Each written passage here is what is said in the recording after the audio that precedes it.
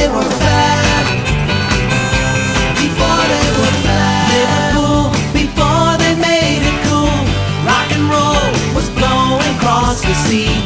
Something new was rising from the old, and it came with a beat. But nobody knew how far it would go back then. Before they were fab. Before they were fab.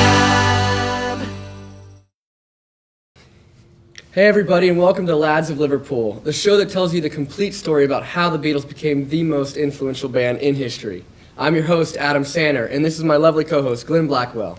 Hello everyone, we're glad you could join us for our very first episode of the one show about the Beatles that tells their story from the very beginning. Episode 1 starts with the birth of the band's founder, John Lennon, and gives you a realistic glimpse into the world that he knew as a child. Can't wait, let's get started with episode 1 of Lads of Liverpool.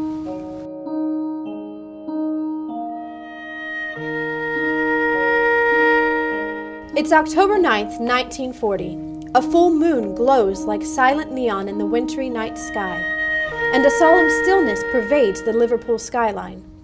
Suddenly, air raid sirens smash the silence as approaching German aircraft draw nearer and nearer. When the planes reach the docks, they dump their payloads one by one, filling the air with the now familiar whistle of bombs hurtling toward the earth, followed by the thunder of explosions that never seem to end. As the distant attack goes on, a young woman is in labor, about to give birth at Oxford Street Maternity Hospital. The woman is Julia Lennon. Mary, you made it, and just in time. Isn't he beautiful? When Mary sees the infant, her heart leaps in her chest. Having grown up in a house full of females, she and her sisters have long hoped for a male child to join the immediate family. She whispers excitedly to herself. He's the one. The nurse comes forth holding a birth certificate. What would you be calling him, Mrs. Lennon? Julia gazes at the infant, then glances out the darkened window where she sees the flashes from the distant bombs. John Winston. John Winston Lennon.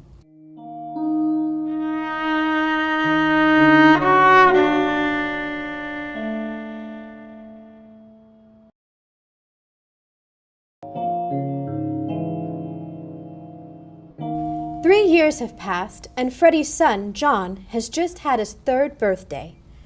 Freddie is home from sea tonight, and he and Julia are cuddled up together on the sofa in the front room of their tiny flat at 9 Newcastle Road. Did you miss me, baby? Seems that's all I ever do, Freddie. Does little Johnny ever ask about me? Well, you're gone so much, Freddie. I don't think he even realises he's supposed to. Well, I've got some news that'll cheer you up. Your husband is now officially classified as a head ship's waiter.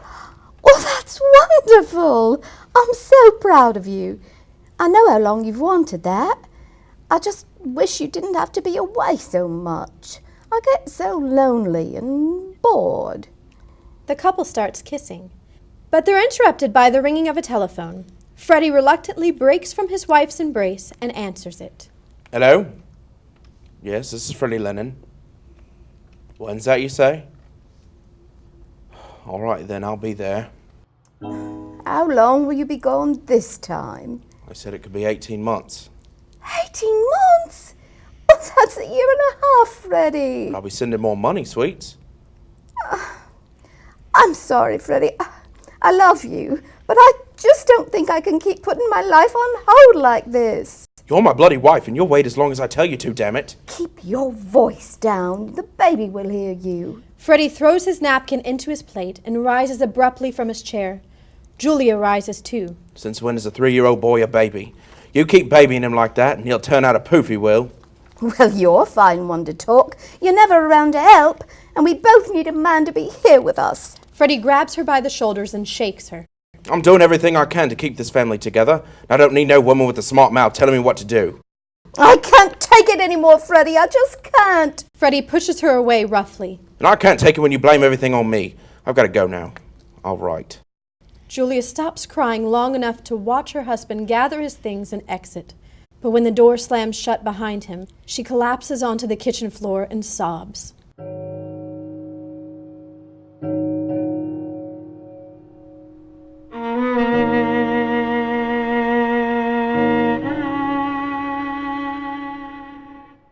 Over the next few weeks, Julia comes to the cold conclusion that Freddie Lennon will never be the kind of man she and her son need. She decides she must move on with her life. And before long, she's sitting in a crowded pub with her friend, Anne Stout. Julia's wedding band is obviously absent from her left hand, and she's doing her Mae West impersonation, which has both women in hysterics. When I'm good, I'm very good. But when I'm bad, I'm better. Oh, Julia, you sound just like her. Did you hear what a fan said to Mae West when she saw her beautiful full-length mink coat? No, what? The admirer says, "Goodness, where did you get such a lovely fur?" And Mae West replies, "Honey, I assure you, goodness had nothing to do with it."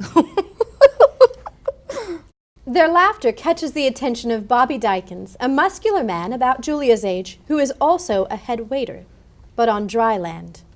He walks over from the other end of the bar and leans between them to get the bartender's attention. When the bartender gives him an acknowledging nod, Bobby addresses the ladies. "And what would you pretty ladies be having?" Bobby sizes up Anne, then Julia, and decides to keep his gaze fixed on her. Julia returns his gaze. Well, if you're buying, this pretty lady is having a pink gin.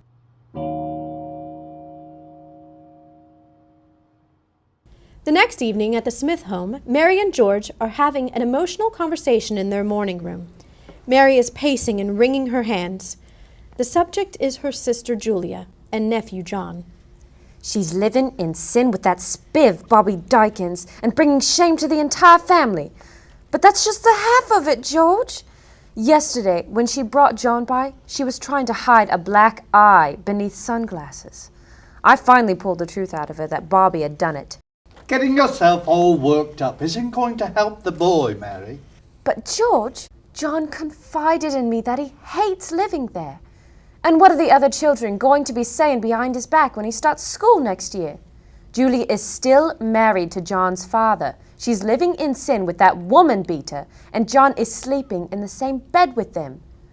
I'd hate to get child services involved. Yes, that would be extreme. After all, she is your sister. On the other hand, if she didn't have John, she just might have a chance at happiness with that Dykins fellow. I should have him, George. You know it as well as I do. We can give him a safe and happy home life. And that's what he needs more than anything.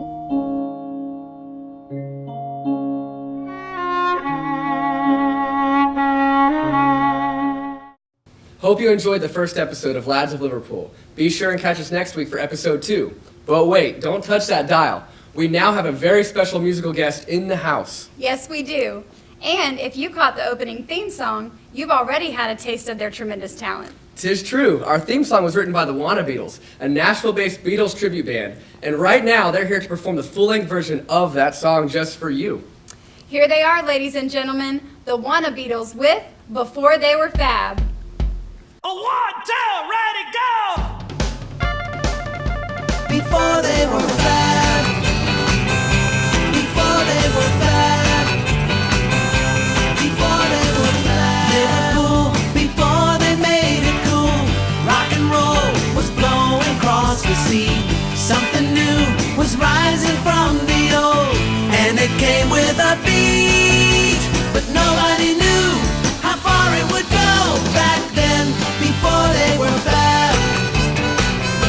Before they were fab.